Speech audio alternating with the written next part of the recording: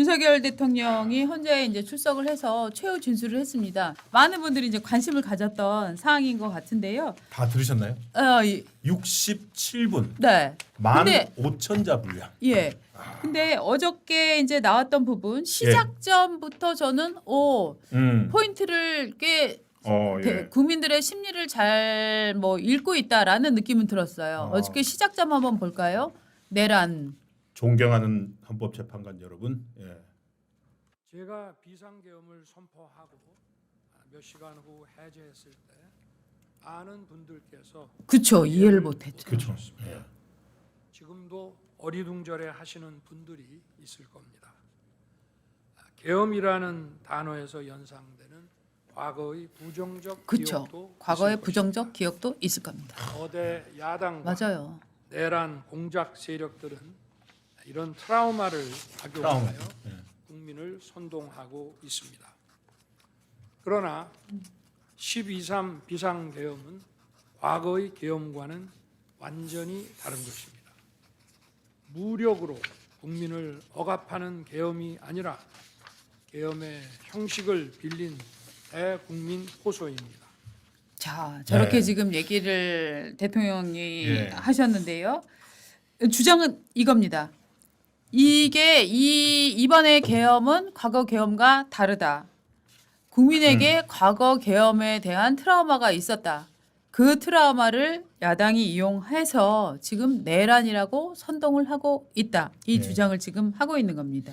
저는 저 예. 앞부분 적으면서 어떻게 본다면은 네. 저걸 통해서 비상계엄에 네. 뭐 너무 적극적으로 해서 비상계엄의 목적은 사실상 다 이룬 거 아니냐. 네. 대통령. 그러니까 이런 어떤 상황을 다 알려주고 네. 국민들이 드디어 알게 됐잖아요. 네. 그래서 어떻게 본다면 비상계엄의 목적은 이뤘는데 그거를 딱 과거 국민들의 트라우마, 정신분석학 용어죠. 네. 트라우마를 정신적 외상, 네. 어떤 과거의 역사적 상처 네. 그거를 끊임없이 불러내고 네. 해서 악용해서 내란 그걸 만들고 있다. 그렇죠. 현재 2025년의 내란에 1980년대의 내란의 그렇죠. 이미지를 덮어씌우고 있다. 예. 이것이 어떻게 보면 이제 윤석열 대통령의 이 그 67분의 변론의 시작점이었다. 이제 이렇게 지금 보여지고 있고요.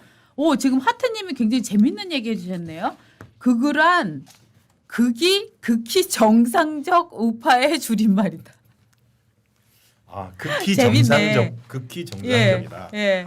그러니까 하도 이게, 이제 극우 예. 공격을 받으시니까 예. 이런 이제 단어를 생각을 이제 해보신 것 같습니다. 자, 그리고 그 다음번에 이제 두 번째 영상은 뭘 볼까요?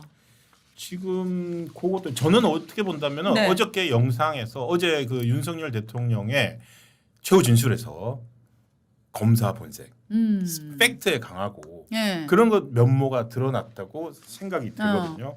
그래서 사실 부분 중에서 저희가 잘못된 예산 가지고 이번 비상계엄을 했다고 하잖아요. 네. 그 비유도 되게 찰졌어요. 네. 자, 이 겨우 0.65%의 예산을 깎았을 뿐이라고 주장하는데 네. 그 0.65%가 어디냐가 어떤 중요하다. 0.65%냐? 예. 그 맞아요. 비유도 있었고 네. 그리고 그 예산이 뭔지를 네. 저 자리에 헌법재판소에서 하나하나 조목조목 얘기했거든요. 네. 저는 저 부분은 충격적이었어요. 음. 어디 그 언론 내는 데서 잘 주목하지 않았던 부분인데 맞아요. 그 영상도 있을까요? 없었군요. 그러면은 뭐라고 했냐면은 자, 예산을 민주당은 네. 겨우 0.65 전체 예산의 0.65%밖에 안 삭감했다라고 하는데 윤 대통령이 뭐라고 그랬냐면은 사람의 신체를 훼손을 했는데 눈을 콱 찍어 놓고는 눈 못 보게 해 놓고는 겨우 눈알 2개 다쳤을 뿐이에요. 신체의 한 1% 미만이죠. 그렇죠. 신체 부위로 예. 보면 1% 미만일 거예요. 그렇습니다. 완전 1% 미만이죠. 그런데 네. 겨우 눈알 2개 한 것 가지고 네. 뭐라고 그러네요. 네. 라고 하면서 윤 대통령이 어저께 이 얘기를 하더라고요. 그러면은 민주당이 깎은 예산이 뭔지 보겠습니다.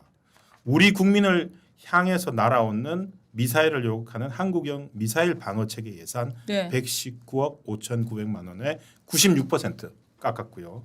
그리고 북한의 드론 공격에 위협을 받고 있는데 그 드론 공격 예산 100억 해놓은 거 99억 5천만 원을 깎았고요. 근데 이게 실제로 눈이었던 거예요. 맞아요. 북한의 공격으로부터 우리가 네. 노출돼 그걸 봐야 되는 건데 그래서 도대체 무슨 지령받고 이거 깎았나 네. 라는 생각이 들 정도였다. 네. 저는 그 부분이 눈에 띄었어요. 네. 저는 어저께 이제 김계리 변호인 예. 참 어제 사실은 저는 뭐 그 전에는 조금 이렇게 저 질문을 하고 이러는데 네. 저는 그렇게 막 태도가 훌륭해 보이지는 않았어요. 그런데 어저께 이분이 진짜로 역시 나이대가 중요하구나. 이런 네. 젊은 에너지 있지 않습니까? 84년생이죠. 네, 젊은 에너지를 갖고 예. 정말로 자기 얘기를 시작을 하는데 굉장히 저는 인상적이었습니다. 뭐냐면은 제가 육퇴를 하고 여러분 육퇴 뭔지 아십니까?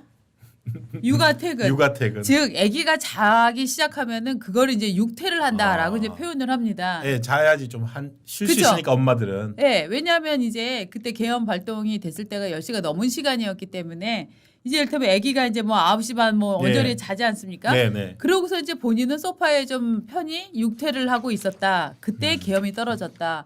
그 자기가 아니 대통령이 왜 뻔히 이게 해제될 걸 알면서 왜 계엄을 했을까 이런 생각을 했다. 그때 나도 했다. 예. 네. 그 우리 영상이 있나요?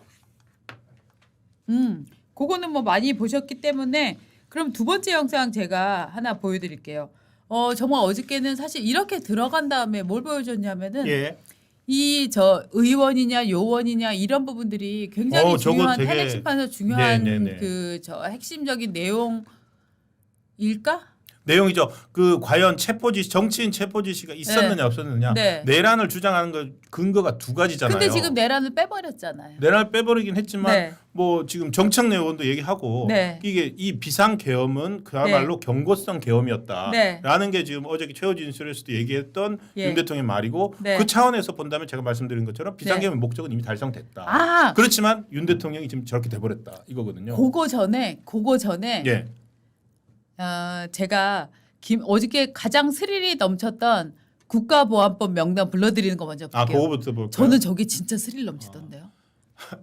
박선원 의원은 반미학생운동 조직 삼민투 민족통일 민주쟁취 민중해방투쟁위원회 위원장으로 1985년 미국 문헌 점거 사건 배후 인물로 3년을 감옥에서 보냈다. 문재인 정부 때는 국가보안법 전과자 출신인데도 국가정보원 기획조정실장 1차장을 역임했다. 정청래 의원은 1989년 한미 FTA 반대를 목적으로 주한미국 대사관을 점거하고 폭탄 투척 및 방화를 기획한 혐의로 징역 2년을 살았다. 제22대 국회 국가보안법 위반 전과자 당선인 명단은 다른 범죄가 아닌 국가보안법 위반 전과자 당선인 명단입니다. 민주당 이하경, 윤후덕, 이용선, 김남근, 박선원, 정태호, 김민석, 서영교, 이인영, 김태년, 정청래, 오기영, 이연희, 진성준, 박홍근, 송재봉, 윤건영, 김성회, 박상혁입니다. 그리고 조국혁신당 조국 정춘생, 그리고 국민의힘 최영두, 무소속 김종민입니다. 저 네. 순간 어떠셨어요? 저는 정말로 사실 어저께 저는 저게 딜레이 중계가 된 게 굉장히 유감이었습니다. 왜냐하면 지금 헌법재판소에서는 변론이 다 끝나고 난 다음에 그다음에 네. 이제 영상을 보여주잖아요. 그렇죠. 이거 이제 흔히 말하는 이제 딜레이 중계라고 얘기를 할 수가 있는데 네. 대한민국의 대통령이 어저께는 정말로 그 사상 최초로 현장에 나와서 헌법재판소에 나와서 대심판정에서 최후 진술을 했습니다. 네. 그런데 저거를 국민들이 실시간으로 들을 수 없다.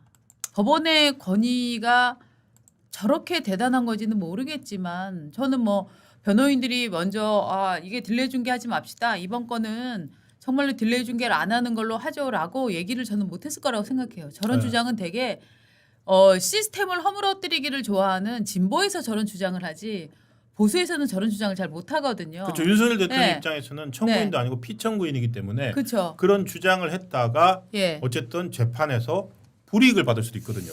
그쵸. 근데 저는 이제 그런 불이익적인 것보다는 확실히 이 보수적 사고의 이 흐름이라고 저는 생각을 하거든요. 법원의 권위? 한번 법원 저런 데서 말해놓으면 그 꼬박꼬박 지켜야 되는 거 있잖아요. 네 알겠습니다 하고 마는 거. 근데 좌파들은 항상 네가 뭔데?